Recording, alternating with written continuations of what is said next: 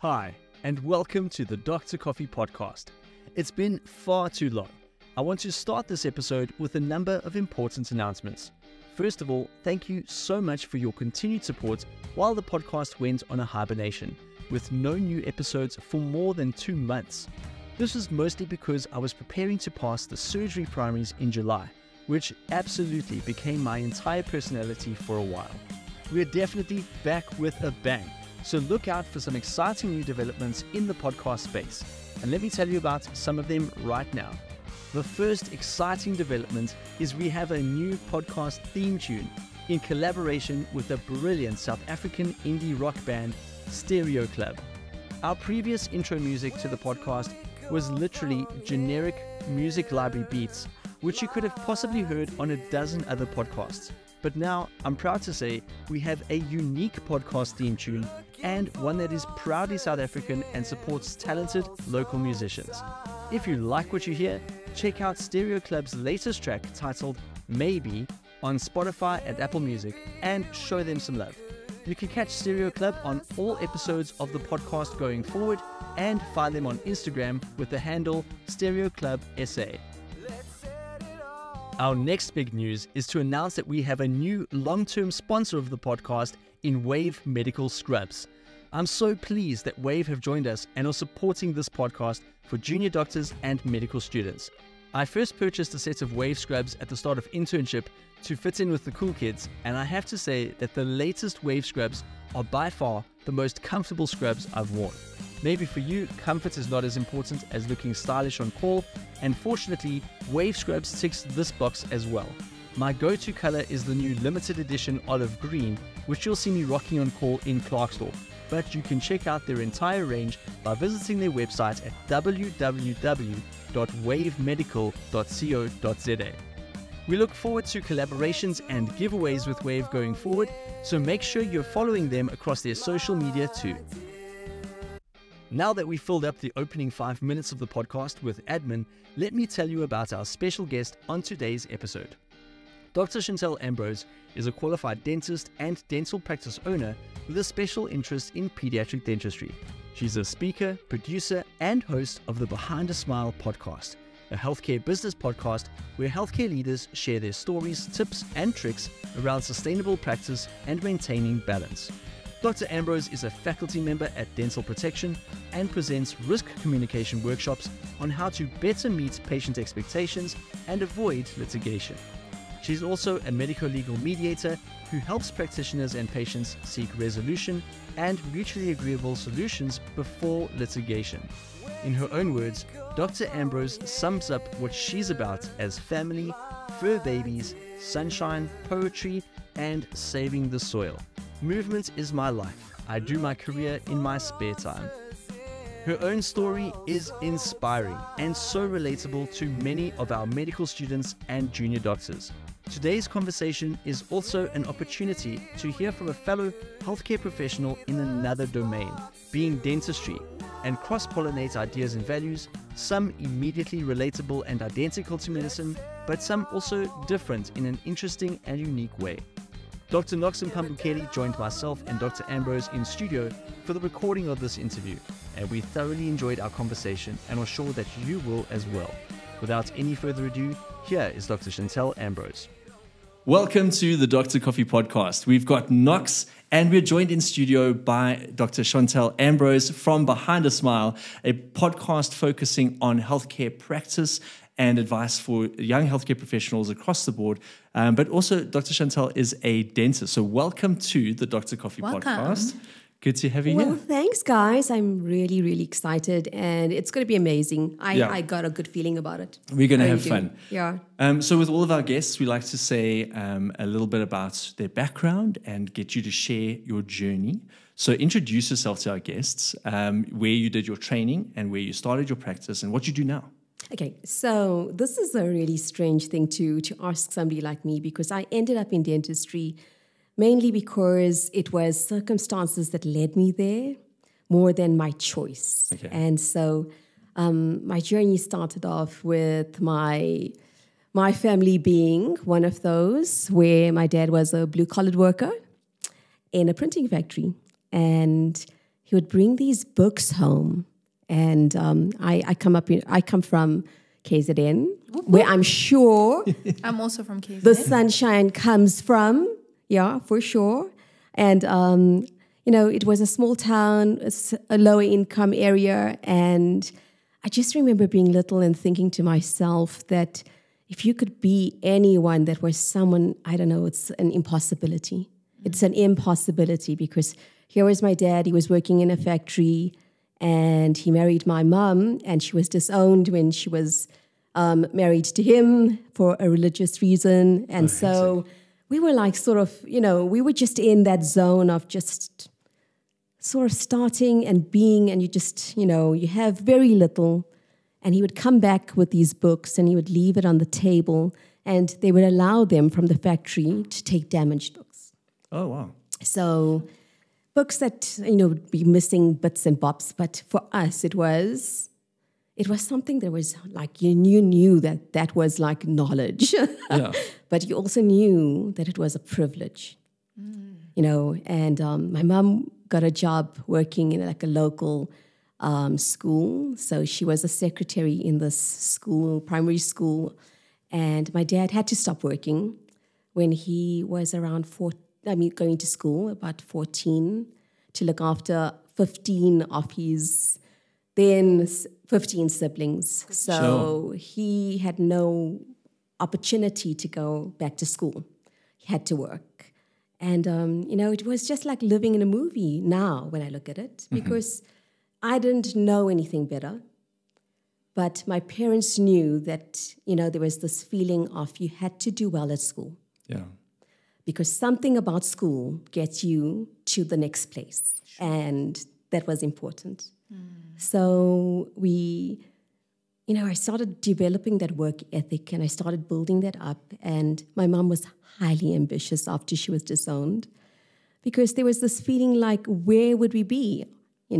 She had to survive. You have to survive. And she would apply for every bursary there was on planet Earth because she remains the most generous human being and somebody that just does more for everyone else.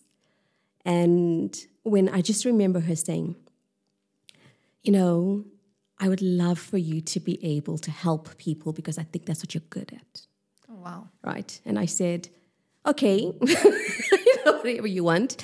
Now I'm going to ask you one thing. Do you have any Indian students in your class, or do you remember any Indian students in your class? I do. Yeah. So I think medicine at Wits, we had quite a number. Yeah.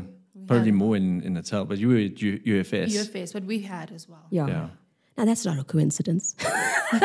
Because it's it's a cultural thing as well. Yes. Like that. No, you're gonna go this way. I make the joke all the time. If you listen to my shows, I'm like, I was Indian. My parents dreamt of having this one person become the doctor. Yeah. And the doctor had to not be a PhD doctor. Yeah. Okay. All right. No disrespect meant to anybody with a PhD. But I'm saying, as an Indian little person, my mom dreamt of now, this is where you will be able to save the family. Okay. And there was nobody with tertiary education in my family. And here she had this bursary for me when I finished matric, United Nations bursary. Oh, wow. So here she says, I can't afford to come with you to actually establish you in orientation. And I started off in Western Cape. And I was literally flown there, and I had no way of knowing how to even get to the university. I had very little, just street smarts, just basic knowledge, because I was in this tiny little microcosm of a community, and we just got on with each other, and that's how you got through life, Just to interject, so the bursary that your mom secured, first of all, big ups to your very productive mom. Absolutely. I think we had very different experiences when it comes to applying to these, courses and degrees. But what was that particular bursary for? Was it for dentistry? What program? It was for dentistry. Okay. I had applied for medicine as well. And I did get in, but I didn't get a bursary for it. Okay. There was no way I could do it. So had to go with what we could afford to do. Of course. And it didn't cover everything, like no one tells you need more than the 3 textbooks in order to do really well. Yeah. 100%. And no one tells you, there's going to have to be these opportunities you can go to, but you'll need transport to do that. And, well, you need income to do that, and you'll need to work to do that. Well, it's part of the business of healthcare extends even to education. There's a lot of money to be made through healthcare education and training, and thank God for bursaries and stuff. But I think now it's also on us, once you have textbooks, once you have knowledge, not to gatekeep that knowledge, to make it accessible, because your story is not unique. Every person's individual story is unique, but it's not unique to South African context, where a lot of people, their families are looking to them as the savior of the family that's going to rescue us from our situation. Across, not just Indian families, but also a lot of our Black families as well, where they see that one person get into medical school, like, yes, we've made it because of you, Yeah, it's that feeling of you got big shoes to fill. Yeah. And I just remember struggling. It was such a struggle to get through first year. Goodness gracious. I had no knowledge. I had no tertiary education. I had nobody in my group, in my group, my table. There was not a single person who was educated that was past even sort of like what was grade 4 and 5. And then my mum, she finished matric. And that was just much later on in her life because she wanted to do that. But that was all I had as people who would feed back to me and say, you can do this and you can do that. Yeah. And I had no mentorship that I could really go to that was personal.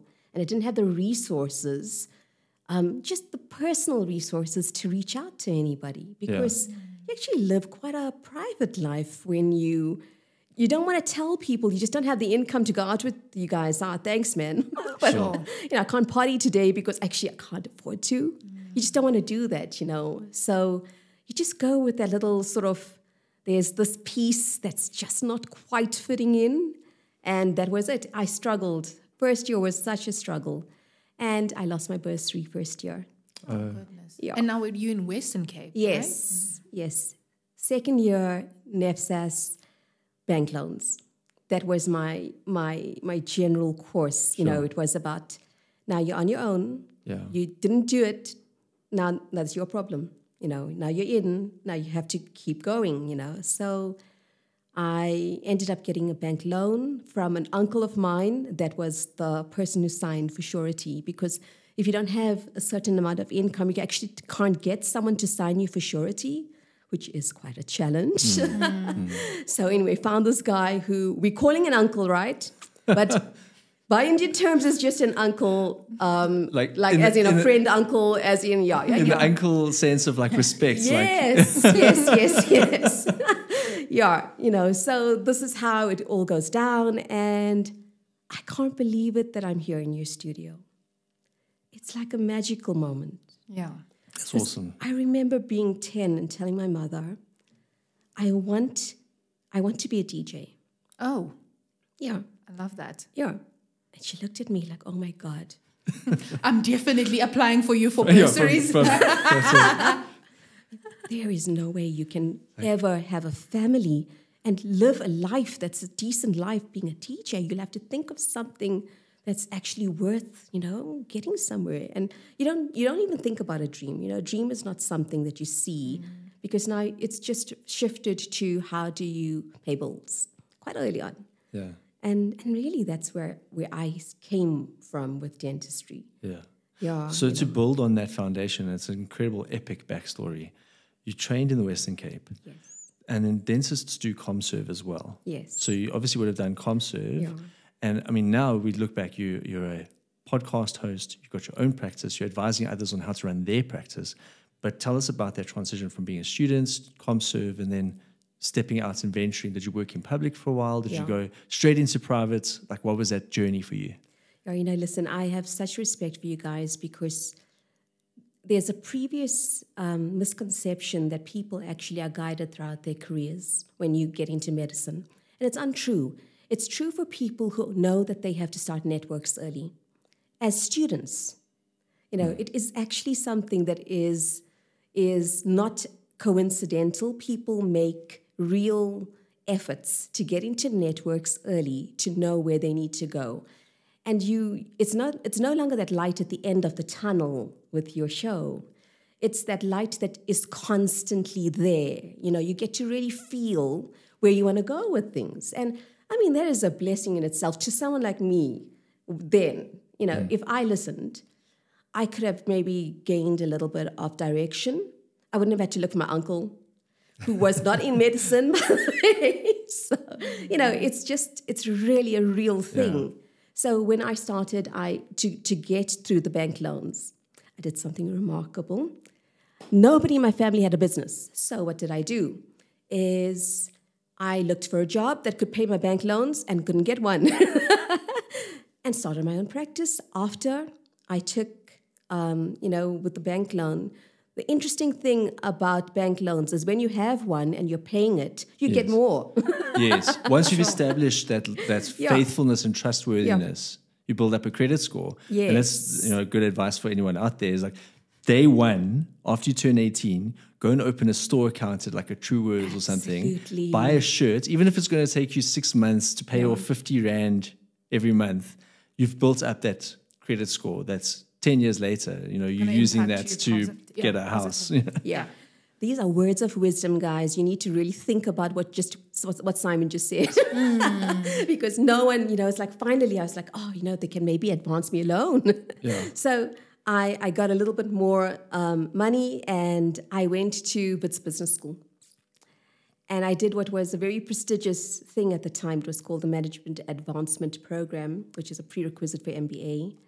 And I completed it with these guys that were like, they understood what business was about. And there I was and was like, what is this lady doing here exactly? And I was like, I just don't know how to run a business and no one is going to tell me. So I'm going to learn this thing. Yeah. And I was determined to do it. And the following year, I opened my practice. Literally, the following year, I did it. So straight from dental, we don't say dental school, medical school. Yeah. Straight from there straight into private. No ComServe. ComServe I did. Oh, okay. I completed ComServe. ComServe was a rotation. Oh, okay. And you get a huge exposure. Anyone who thinks that ComServe in South Africa is useless and listen, you just want to get through it. I really want to say to you, just pay attention to ComServe because it really shows you what you're good at. And it shows you where you want to be. It actually shows your individuality, which you cannot show when you're a student. You really get to see who you are as a doctor or as any kind of a person out of the student field. You're going in. It's a nice practice just getting your feet wet. And even as an intern, you're quite supervised and shielded from a lot of the realities of what it is to be an independent practitioner. Yeah. And then you get into ComServe, and now you are making management decisions. Yes. You're referring patients. You're accepting patients. Yes. You're advising. I get phone calls from people I've got an ankle fracture. What should I do? And you got to advise other doctors, some who've had more experience than you. So that is definitely ComServe is such important. A valuable. Time. Really so is. Sorry, coming back to your experience. Listen, it really is. It gives you that idea that, listen, you can try on being guided with your supervision at the background, but now you know that you can extend where you're at. That's where it is, ComServe. So during that time, you figured out that I'm going into business. Absolutely. I had to. There's no way paying off a loan in KZN where someone can actually pay you a salary. And I could actually pay off that loan. So that's what it was very driven by just being in that circumstance of knowing I have to get through that amount of money per month. How the heck am I going to do that? And remember, you get a salary. Yeah. It's such a beautiful system to do ComServe. Yeah, it really it's actually a real privilege to get a good salary. Yeah, you're doing the work and you really are. You are a bit overworked, and a lot of people say you're underpaid. A little? Yeah, and you become the cannon fodder of a lot of people that, should work harder. 100%. I think it's important to acknowledge the pros and the cons of Dr. Ambrose is saying the silent parts out loud.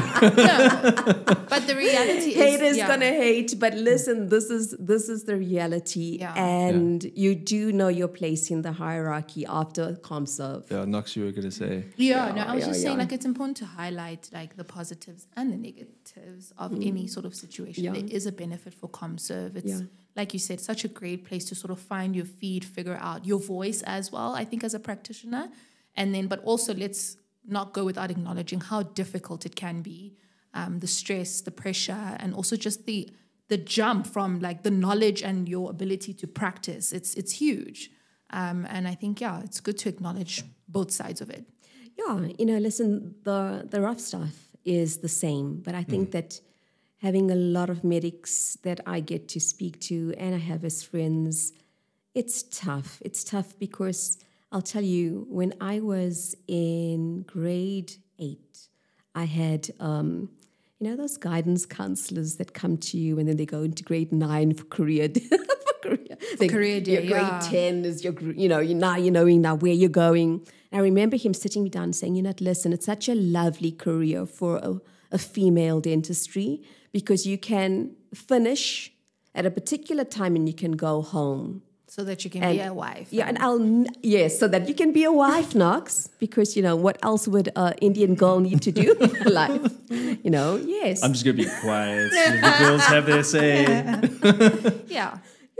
So the guidance is, but it's true, the hours that we get to work, we go home at 5 in ComService. Yeah. You guys are still doing your rounds. You're still doing calls. You're doing post calls. It's almost inhumane. Tell it like it is. So you're saying you didn't do that in ComServe? No, we would have an 8 to 5 day. Monday to Friday. I think there's some medical students that just dropped out and moved into dentistry during Immediately. Immediately. It's a great career, guys. I'm just saying. You're going to earn less, though. So, this is, let's set the money aside for now, but just using this as a pivot point, because dentistry is still medical and surgical, and there's still opportunities within South Africa to do ComServe and then branch out into public and private and stuff. Absolutely. But for the benefit of our audience, what is the road kind of postgraduate? Do you get to specialize, or is it more like in our physios and our allieds, they say they have a special interest and they will get further training and experience in that special interest, and they'll become their focus, and they'll be known as someone in pediatrics or oncology or something. Yes. But they're not like a registrar in oncology. So how does it work with dentistry? What's the landscape like? So I think the biggest difference is that we are not put onto that platform of what are you doing further past when you're finishing. Okay. So what are you specializing in? There are only a few people who have done really well in specific subjects or have started off their career guided such that, think about doing these kind of specialists. That's so interesting because if you get into any second year, third year medical class, they're already saying like, oh, what do you want to specialize in? And oaks are like, oh, I want to do pediatric neurosurgery. And they haven't even started actually being in the hospital even, but they have that focus of like, this is where I want to specialize. So there's no one saying to you like, oh, you really need to. No. Unless you're guided, from the word go, and somebody's telling you, listen, you really need to think about being past general dentistry now. And if you yourself in your final year are feeling an aptitude, then go with that aptitude, because I truly believe you know early, but you don't recognize it early. And like for me, with peds, it's a great thing that you're asking, because peds in this country is not seen as a specialist subject. So you are not a specialist in South Africa. But in many parts of the world you are. And to see any child in a dental chair, I will challenge anybody. Yeah. It requires special care.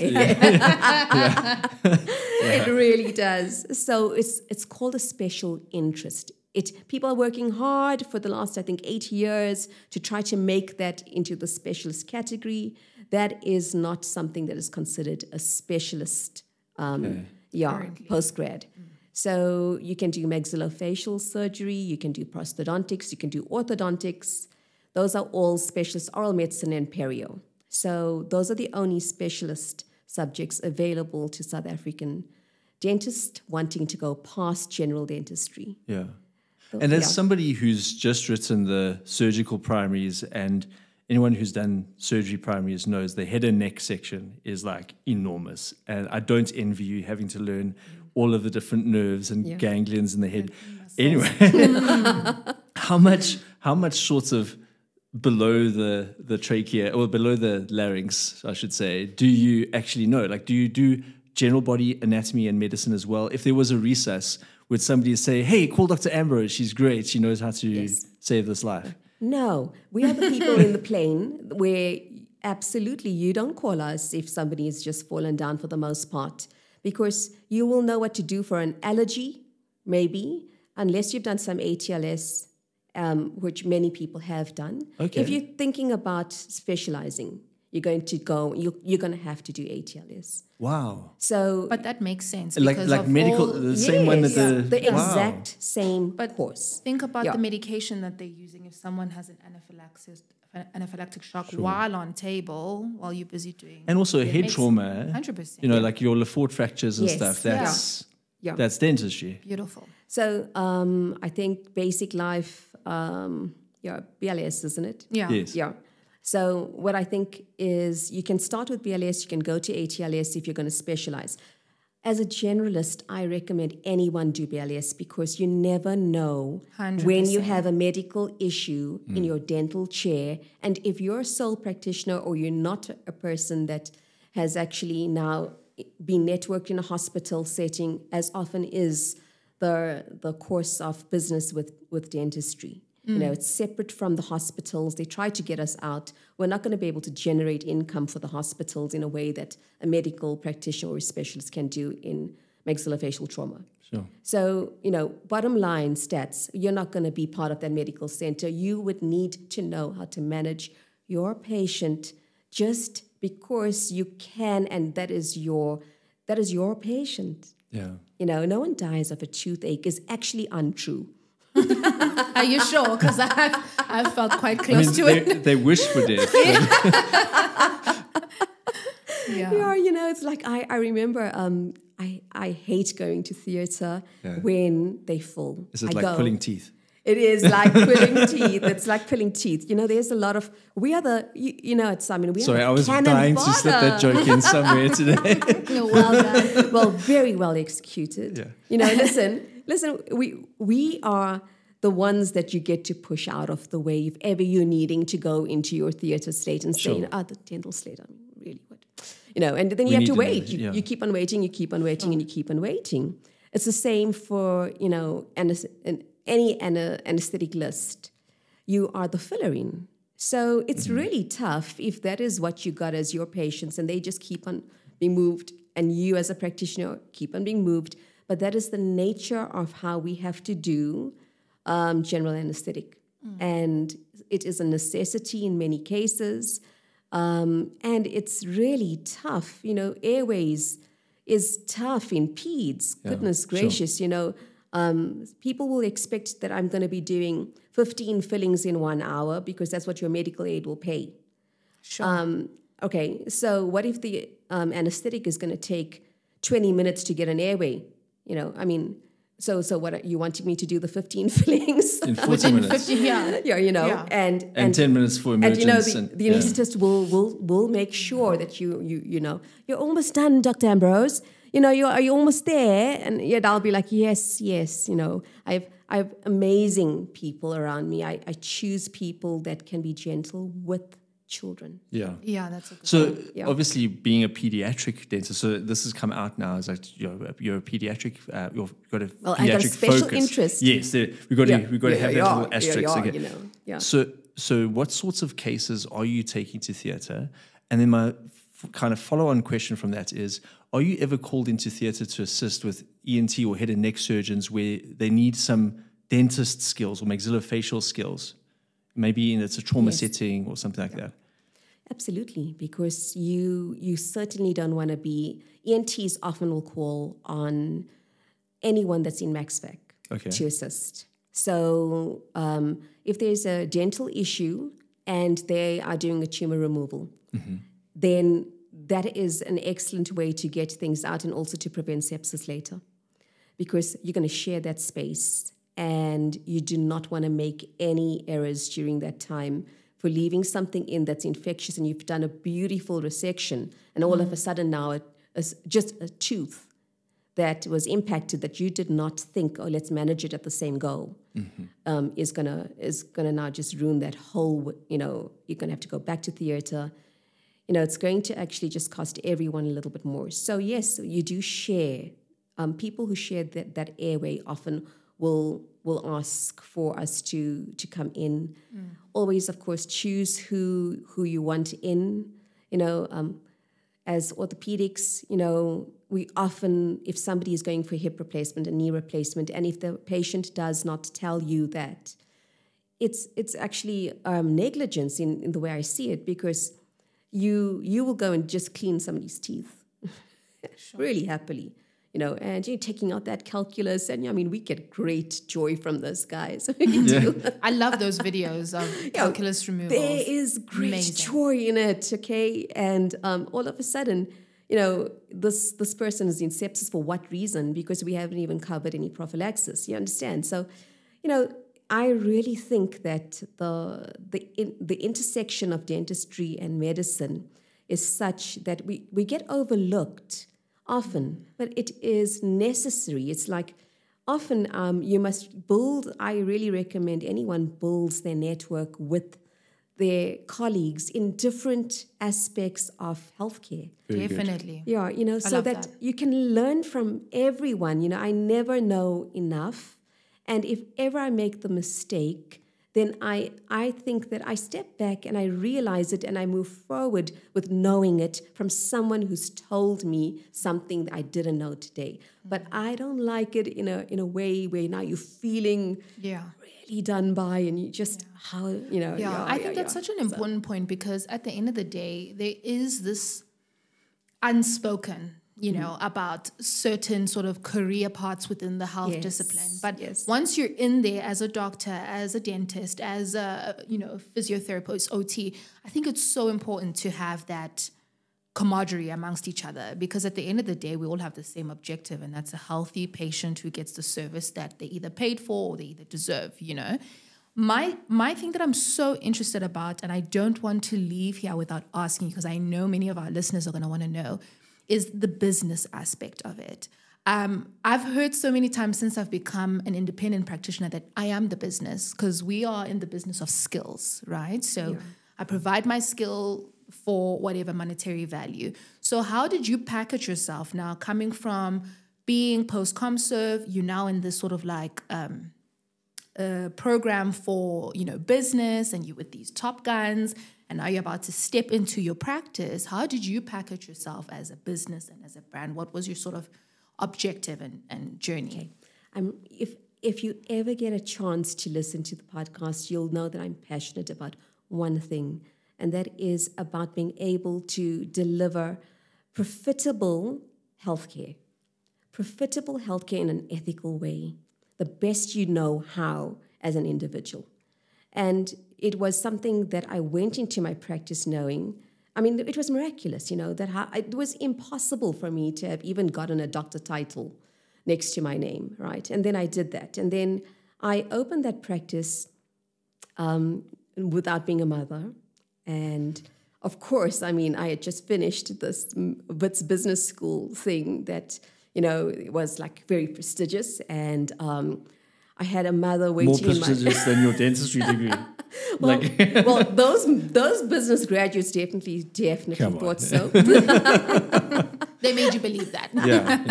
Yeah, and I had this mother waiting in the reception, and here I am starting my new practice. I own my own dental chair, guys, somewhat with the bank, and she says, she just doesn't have the money to come back, and I have to sort the child out now today, and this child's crying even before they go into the chair. And I'm like, I can do this. Of course I can do this.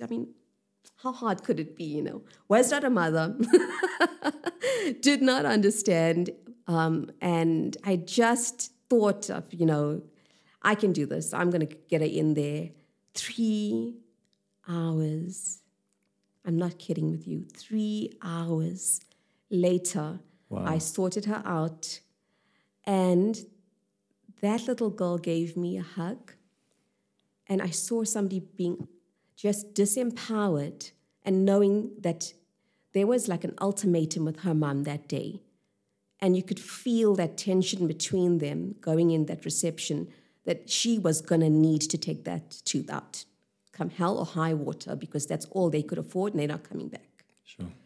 And here's this person, she's telling me, you do it. You're a dentist. You should do it. Of course, you're qualified. You can do this. But what you're taking in is a lot more. You're not just taking in, just going and extracting a child's tooth. You're taking on the trust that they have to do with you. They have to give you trust, being really delicate, very innocent, and really not knowing what you're going to be doing to them. And it is unfortunately uncomfortable. It is not something that is comfortable. It is not something that is without pain. Mm. Now you have to brave up.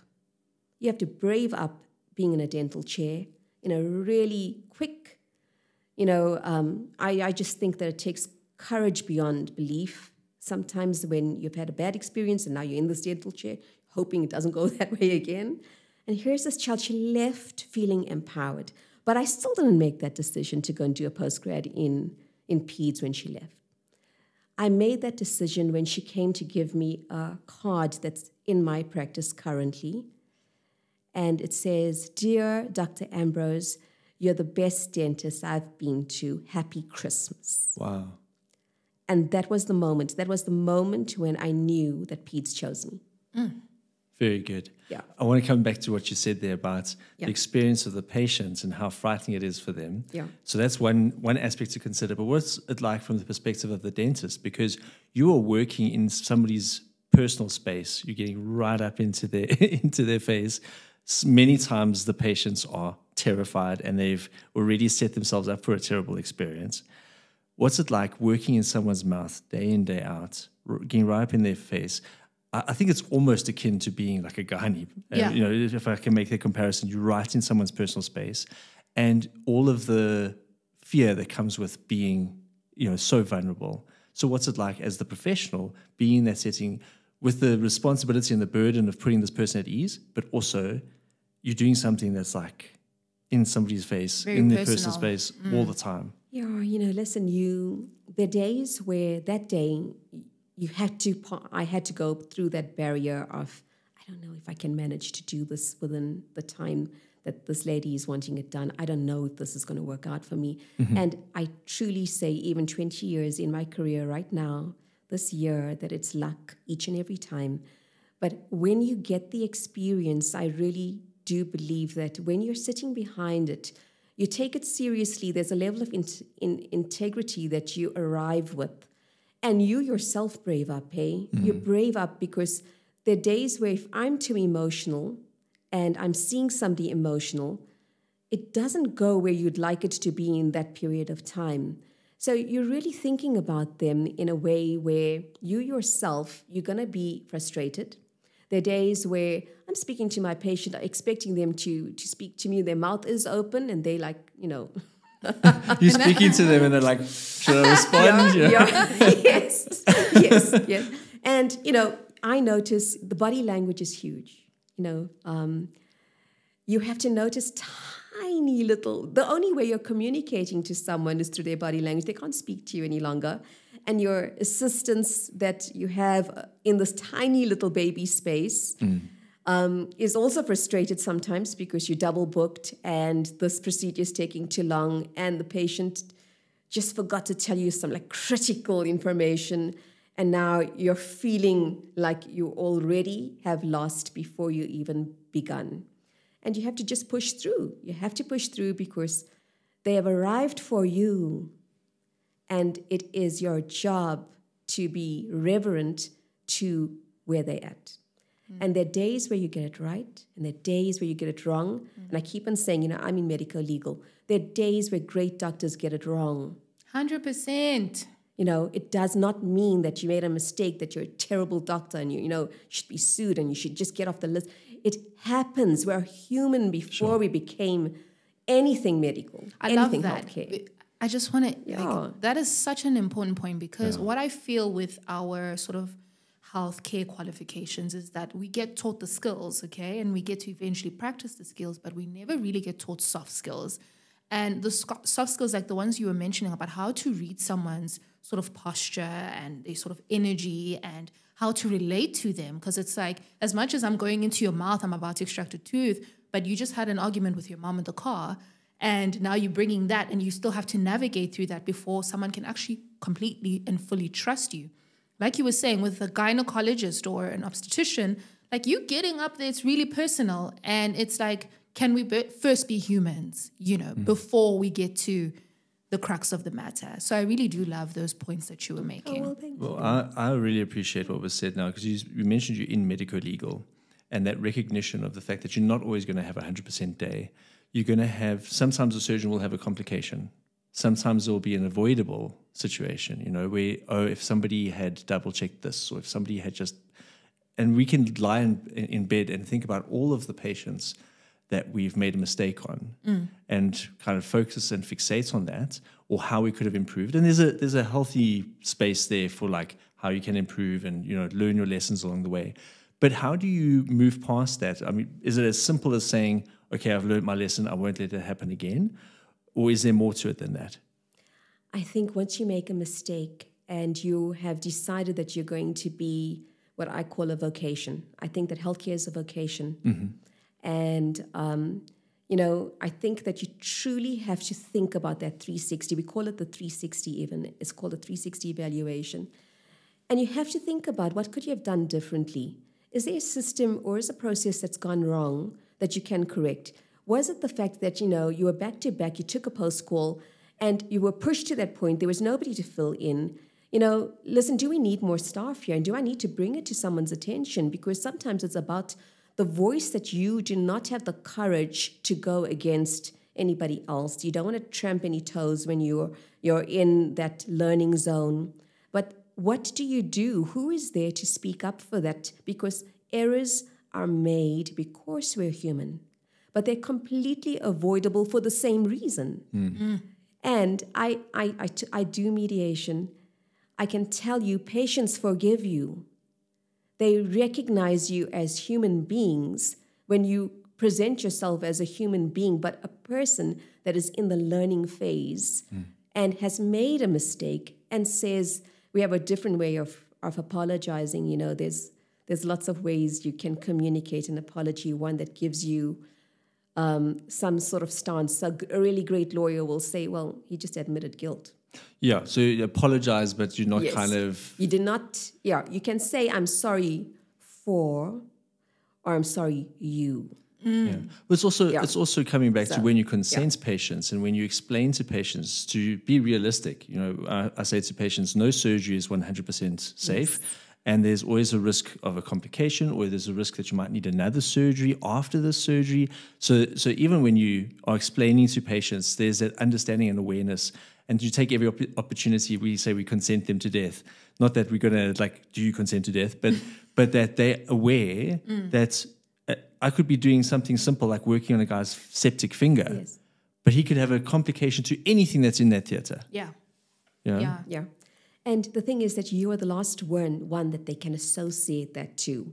Exactly. Whenever I speak to a patient and they've had a sort of like a disagreement with their practitioner and they don't want to go back to the practitioner anymore. And then the practitioner says, no, I've done whatever I need to do. He's signed this consent form and he knows that he's supposed to do this. He can't threaten me now, because we are human. We're going to have the stuff that's going to put our backs up. We're going to need to know that. That's what that 360 is about. Evaluate where you are. You do have your strengths and your weaknesses. Evaluate that. Do your SWOT analysis. Do that for you when you make the mistake.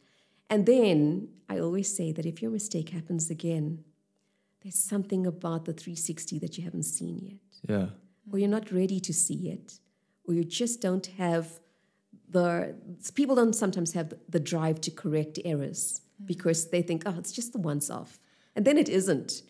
And you don't want to be there. This is a lovely little segment that we've done now on like medico-legal and how to approach it. But is that the kind of thing that listeners can gain by listening to the Behind a Smile podcast? Is that part of your focus? What if somebody tuned into the Behind a Smile podcast, what are they going to stand to gain from listening to you for an hour? It's going to be inspiration. It's about getting yourself back up when you've made mistakes. It's about being human in healthcare. It's about how our best are giving us the tips that they knew in order for you to get through and to be one of those people. Yeah. I like what you said earlier about having mentors. And, you mentioned that as a young healthcare professional or a young dental student, that you didn't have those mentors speaking into your life. And I think we live at a day and an age now where it's almost criminal to say you don't have mentors, because you can go out and get them from podcasts, from YouTube. You can read a book, and the 20 years it took somebody to write that book, in 2 hours you gain that knowledge, you know? I just love that, being human, and I want to push that sort of more forward currently, in that you are a human in yourself, and you're not just your practice, you're not just a dentist. As much as we are healthcare workers, that's a part of who we are. So for you, in terms of your personal life, and I remember you kept on mentioning, I was not a mom then, when you were opening your practice, can you maybe give us some insight of how you have been a mom, a wife, within the context of being a healthcare professional? Yeah, I waited a long time before I actually decided that this was going to be the right place for me. I actually had given up on having children.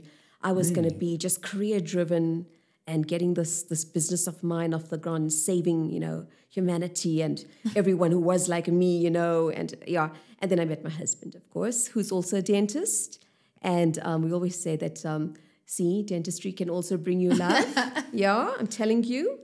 Yeah, and after having my kids, I had a real focus change, because I'd been seeing other people's children for such a long time by then. I'd already, Auntie Shauntel. Yes, it was like 12 years in, past my postgrad, and I've been looking after other people's children all the time, and I had my own children. God didn't tell my children that they have two dentists, dad and mom, as their parents. Obviously, I have had a child that has been a thumb sucker, which is, of course, something that I help other people with. Surely it shouldn't happen to my children. Yeah. Because you're a dentist. Yeah. As an intrauterine thumb sucker, I had my son, my daughter had an enamel issue there was a weaker enamel, and also something that happened intrauterine, because I had lost my 2 pregnancies before her, and I, by then, just thought, listen, I'm going to do everything in my power to sustain this, and if it just doesn't work out for me, then I'm buying a dog. If you Good option. I'm going to buy a dog. Yeah. If you don't mind me asking, was she born premature at all? Yes, she was born premature. Because I know that premature kids, like their enamel is weaker, and it's such an issue. Well documented, well researched. It's just that the enamel quality is so poor. But luckily now, it's like the body focuses on growing organs first, and then teeth. Yes, and it was an uphill battle, and so I've had that experience. And when you're the mum, and you still have to go and sort your own kids out, it is the most humbling thing. I can tell you that my career on a daily basis humbles me. I am definitely still learning. And as a mum, I think there could be, I feel more experienced now than I ever was in, I can truly say that I now know both sides. I know what it is to sit there and hope that it's going to go well, and that, your child's going to just go through it. And I also know what it's like when it doesn't go well, and what you have to go home to. Sure. Yeah, I get it. I get it on a new level. So it's been the biggest blessing. Yeah. Biggest blessing. It's one thing to learn something from a book, but it's another to learn it through your personal journey. And that certainly comes through in this podcast, what you've learned along the process. But if you could spare a junior doctor or a young dentist or a medical or dental student having to go through the challenges, if you could spare them that and give them some life advice now, what would you give to life advice to our young healthcare professionals and students to save them some pain? I really thought long and hard about, am I in a position to give this kind of level of advice here? Because, I may have had, everyone has a story. I'm just here today. Everyone's story is special. And the only thing that I would take back if someone told me when I started is that if you're not fitting in somewhere along the line, it's probably because you are meant to stand out. And, embrace that. Embrace that journey early on and make it pleasurable for you. Make it a journey that, this is what I'm about and this is who I'm going to be. The other one is something, because we're all in social media, Knox, you are the queen. You are the queen. I bow down to you. Thank you, Mom. Oh, my goodness. Simon, even you, I'm telling you, I'm pretty sure that your social media following is amazeballs, right? But I really would love people to know that I will never regret in my life giving this piece of advice. Don't strive to be liked. Strive to be loved. Come on. Yeah, that's true. I mean, we live in the economy of attention where people are doing things for people's attention and their eyes on a phone screen. But at the end of the day, you put the phone away. You go out into the Northern Cape somewhere with your family. You realize what's really important. Okay, I did that last year. So, speaking from experience, where you realize that the social media world and even the perceptions of others, that's not real life. But the life that you carve out for yourself, your identity as a professional, and the way that you feel about yourself, that's real life. So that's really great advice. And we're coming kind of into land on this podcast episode. So it's great that we can kind of end off there, but we do want to give you an opportunity to also direct people to Behind a Smile, where they can find out more if they want to find a good pediatric dentist. But do you treat adults as well? I mean, if I come in, I've got a toothache. I do. And, it's the thing she about... says with pain in her eyes, like, why do I have to treat these grown people? I get... Unfortunately, I have a referral system of many people that have had previously bad experiences. Okay. And so we see a lot of those people, but we also see a lot of special needs assistants. And so we do see adults and we do see children. So if you want to listen up and if you want to maybe just hear a little bit about Behind a Smile, it's Behind a Smile with Shauntel on Insta. Just go look it up and hopefully you can subscribe and follow. Awesome. So thank you very much. Thank you so much for your time. It's been great to have you in the studio. It was amazing. Yes, likewise. I really feel the vibe. Congratulations. Congratulations. You guys are doing amazing things. That's wonderful to hear. Thank you. That's very, very kind. Yeah. And we'll end off there. Thank you so much. We'll direct listeners to our links in the show notes for this episode, as well as our social media. If you want to find out more about Behind a Smile, find out more about dentistry, Behind a Smile is available on all major podcast platforms, as well as on social media. Well, that's it for this week's episode. Let me know what you thought by emailing the podcast email address drcoffeeza@gmail.com or share your thoughts in the comments on Instagram. Thank you to our tremendous sponsors who made today's episode possible. It's because of our sponsors that we're able to consistently bring you free information and inspiration-packed episodes to help you become a better healthcare professional. If you'd like to follow up on anything you heard in today's episode, you can find links in the show notes as well as the Linktree URL that's available in our Instagram bio. There you'll find access to all of our podcast episodes on a range of platforms, as well as links to our sponsors and discount codes on items we can all use, such as scrubs and suture kits. If you're enjoying the podcast, please leave a 5-star review on whatever podcast platform you're listening on, or consider sharing it with a friend that you think needs to hear it. As always, thank you so much for your support.